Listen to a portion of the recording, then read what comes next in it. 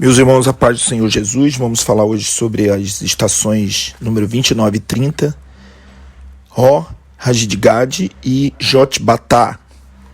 Vamos ler Números 33, versículo 32 e 33. Partindo de Bene-Jaacã, acamparam-se em Ró, Hagidgad. Partindo de Ró, Hagidgad, acamparam-se em Jotbatá.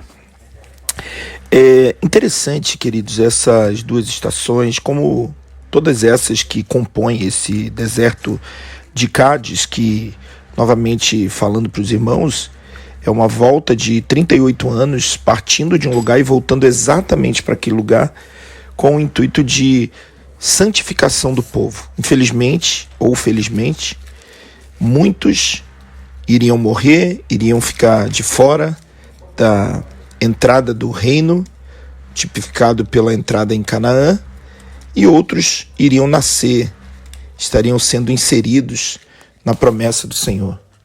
E essa é uma realidade que nós precisamos compreender. Durante a nossa caminhada, muitos estão ficando para trás e alguns estão entrando no dia a dia da nossa jornada, para que no final o Senhor tenha o seu povo coletivo. Ró Hagidgad é uma palavra que significa literalmente lugar secreto ou caverna cortante, o lugar oculto cortante.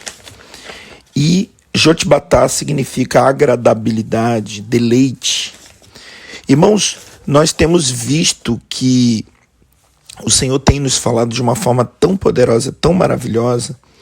Estudamos nas estações anteriores a história do escravo com as orelhas furadas, que está em Êxodo capítulo 21, versículo 5, quando o escravo, mesmo depois de ter o direito conquistado de ser livre para si próprio, ele opta por continuar servindo ao seu Senhor, agora não mais por obrigação, mas por amor. E é interessante que a Bíblia fala: se porém esse escravo expressamente disser, eu amo a meu Senhor, e a minha mulher e a meus filhos, e não quero sair livre, esse escravo iria e teria as suas orelhas perfuradas, cortadas, penetradas. E nós sabemos que isso fala da realidade da palavra de Deus no nosso entendimento.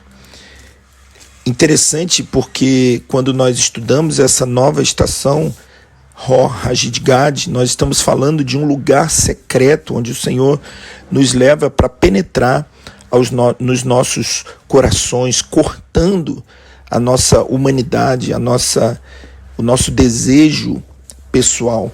É como um agricultor que precisa cortar a terra, furar a terra, para que a semente possa ser penetrada dentro de nós. Essa palavra de lugar cortante, ele dá a entender de que é um lugar que está marcado ao ponto de cortado ao ponto de deixar marcas. Eu quero ler dois textos do Novo Testamento com os irmãos. O primeiro é Hebreus capítulo 4, versículo 12, que diz que a palavra de Deus é viva e eficaz e mais cortante do que qualquer espada de dois gumes, e ela penetra até o ponto de dividir, de cortar a alma para um lado e o espírito para o outro lado, juntas, medulas, e é apta para discernir os pensamentos e intenções do coração. E Gálatas capítulo 6, versículo 7, Paulo nos brinda com um versículo maravilhoso, quando ele diz que finalmente ninguém me perturbe, porque trago no meu corpo as marcas de Cristo. Essa estação fala de marcas visíveis na nossa vida, muito mais do que teoria ou sentimental. Irmãos, se teoria fosse suficiente para mudar o mundo, os fariseus teriam feito, não precisava Jesus ter vindo. Toda a intensidade, ela precisa ser frutífera. Nós precisamos ser radicais, não na forma de falar, não na forma de cultuar, mas na forma de viver. O mundo só será impactado se nós tivermos essas marcas, e essas marcas puderem estabelecer e mostrar o caráter de Cristo na nossa vida. Em geral, não são as nossas palavras, o nosso intelecto ou a nossa força de vontade que vai impactar o mundo. O que vai impactar o mundo de fato é a nossa vida, e essa vida marcada, penetrada pela palavra de Deus. Que possamos deixar o Senhor agir na nossa vida ao ponto dele poder deixar as marcas de Cristo em nós. É importante que a gente tenha, irmãos, na nossa vida as marcas do Senhor Jesus. A próxima estação é um complemento dessa estação, porque ela fala da agradabilidade, do deleite, da alegria de se viver essa realidade.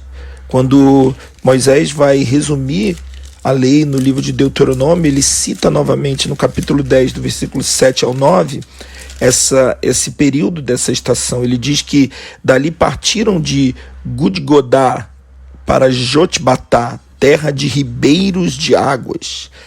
Então Jotbatá também fala de uma terra de ribeiros de água. E o Senhor diz que quem crê em mim, como diz as Escrituras, rios fluirão do seu interior.